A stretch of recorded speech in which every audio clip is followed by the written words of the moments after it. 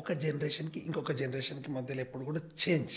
ఉమ్, అందరూ కోరుకునేది అదే, చేంజ్ కావాల్సిందే, చేంజ్ రావాల్సిందే. ఉమ్, ఇప్పుడు మనం ఇంతకుముందు మాట్లాడుకున్న దాన్ని బట్టి తల్లిదండ్రి కానీ గురువు కానీ తనకంటే నెక్స్ట్ జనరేషన్ ఉన్నత స్థితిలో ఉండాలని కోరుకుంటున్నారు. అవును.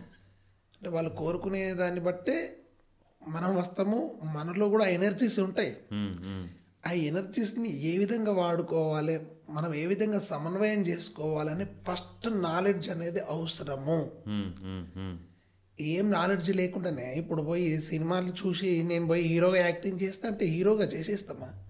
లేదు. ఏం మన మీద పెట్టి ఒక 100 కోట్లు పెట్టేసి మనల్ని వాళ్ళు పిచ్చోళ్ళ జనాలు ఎవరైనా కానీ, అంటే జనరల్ సబ్జెక్ట్ అదే మాట్లాడుతున్నా. కరెక్టే. సో ఒక సినిమా ఒక 2 గంటల సినిమా తీయడం కొరకు ఒక కోటో 2 కోట్లో 100 కోట్లు ఖర్చు పెడుతున్నారు జీవితం జస్ట్ చూపించడానికి. అట్లాంటప్పుడు మన జీవితాన్ని జీవించడానికి కూడా మనం ఏ విధంగా జీవించాలనేది కొంత అవగాహన నేర్చుకోవాలి ప్రతి ఒక్కరు కూడా. దీనికి ఒక మహానుభావుడు అద్భుతమైన ఒక మంచి మాట చెప్పింది ఏంటంటే, ఆధ్యాత్మిక జ్ఞానం లేకుండా భౌతిక ప్రపంచం లోపల విజయం సాధించలేము. భౌతిక ప్రపంచంలో విజయం సాధించకుండా ఆధ్యాత్మిక వ్యవస్థలోకి పోవద్దు అనే ఒక పాయింట్ చెప్పిండు ఆయన. కానీ ఇప్పుడున్న వ్యవస్థ లోపల జనాలు ఎవరైనా కానీ వాళ్ళకి ఏది నచ్చితే అది ఎట్లా పడితే అట్లా, నాకు నచ్చింది చేస్తా, ఇష్టం వచ్చినట్టు ఉంటా అంటే ఎట్లా అది?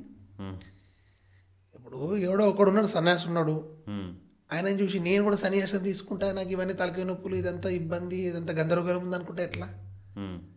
కరెక్ట్. ఎట్లా అంటే కొందరికి ఏమంటే వాడికి పుట్టుకతోనో లేకపోతే ఒక 4-5 సంవత్సరాలకి వాడికి ఫుల్ జ్ఞానోదయం ఉంటుంది. ఏముందిరా ఈ జీవితం, పెద్ద మాయ, అంత పెద్ద డ్రామా అదే.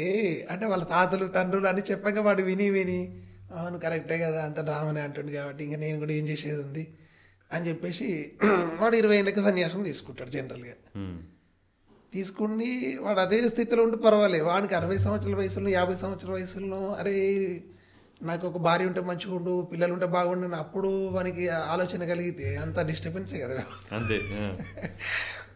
సో అటువంటి డిస్టర్బెన్స్ ఏం జరగద్దు అంటే దీనికి ఒక పద్ధతి ఉన్నది. మన పూర్వీకులు, మన సనాతన ధర్మంలో ఉన్న పద్ధతి అది.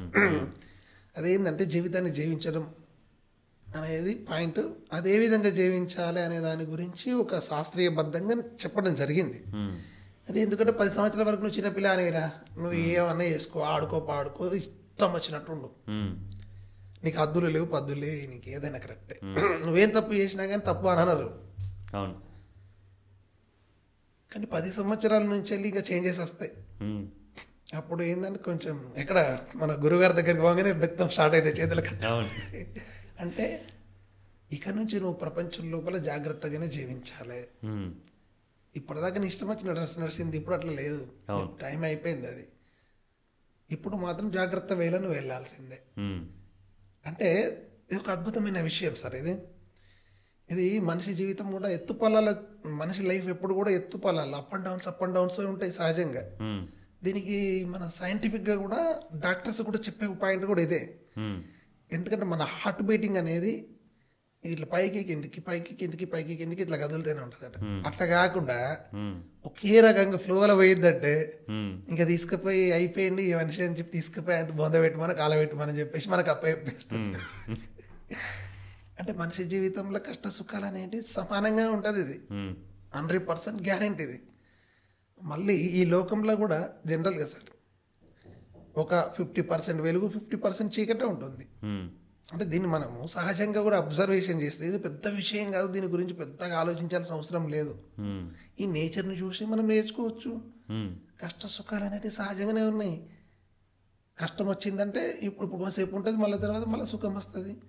సరే ఇప్పుడు సుఖపడ్డామంటే, ఇప్పుడు సుఖం అంటే ఏంటి సార్, ఇప్పుడు మనం బయటకు పోయి తిరిగి వస్తాం, ఏదో పని చేసుకుని వస్తాం, ఇంటికి రాగానే తల్లిదండ్రి కానీ అయ్యో ఒకవేళ పెళ్ళైన వాళ్ళు ఉంటే భార్య కానీ అయ్యో బయట నుంచి వచ్చిందని చెప్పేసి రాగానే మంచి నీళ్ళు ఇచ్చేసి అరే ఏమన్నా తిన్నావో లేదో రారా తినని చెప్పి ప్లేట్లో పెట్టేసి తిండి పెడతారు. సుఖం కదా ఇది. అంతే. తినడైపోయిన తర్వాత ఇంకా అట్లే తినుకుంటాను, ఇంకేసేపు తింటావు అంటారా? అంటే నువ్వు ఎల్లకాలం సుఖపడేది లేదు అక్కడ, యాక్సెప్ట్ చేయరు జనాలు కూడా.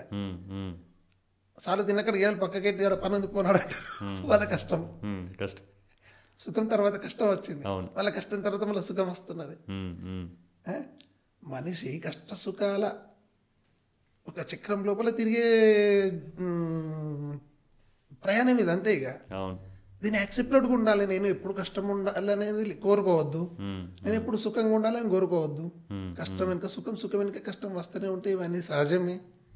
చిన్న చిన్న ప్రాబ్లమ్స్ వచ్చినప్పుడు ఒక్కొక్కరు అబ్బో నాకు ఏదో ప్రాబ్లం వచ్చేసింది, ఏదో కష్టం వచ్చేసింది, ఇక ఈ కష్టం ఎప్పుడు ఇట్లనే ఉంటుంది కావచ్చు, ఇక నేను ఈ కష్టాన్ని తట్టుకోలేకపోతున్నాను. లోపల హార్ట్ బీటింగ్ దాన్ని అదే దింపుకుంటాడు మైండ్లో. తింపుకొని వాడు సూసైడ్ చేసుకోవడము, ఆడు ఇబ్బంది పెడతాడు, ఇంక 10 మందికి ఇబ్బంది పెట్టి వెళ్ళిపోతాడు.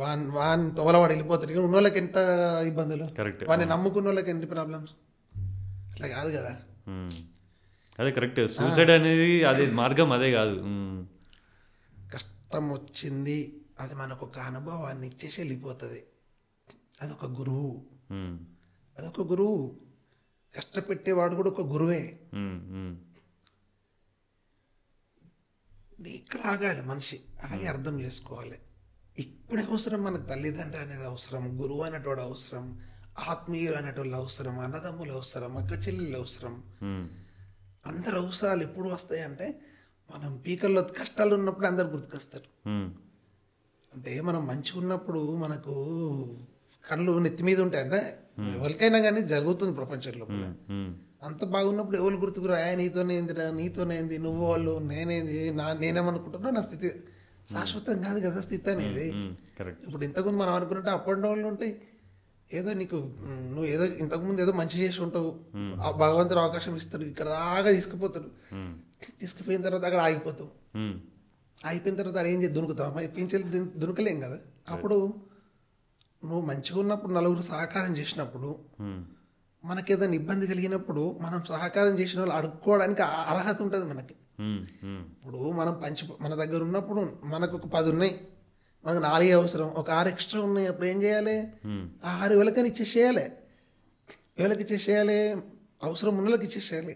ఇచ్చేసిన తర్వాత రేపు మనకు ఓ 2 అవసరం తక్కువ పడుతున్నప్పుడు మళ్ళీ తిరిగి అడుకోవడానికి వాళ్ళనో ఇంకోళ్ళని అడగడానికి అర్హత అయితే దొరుకుతుంది అక్కడ.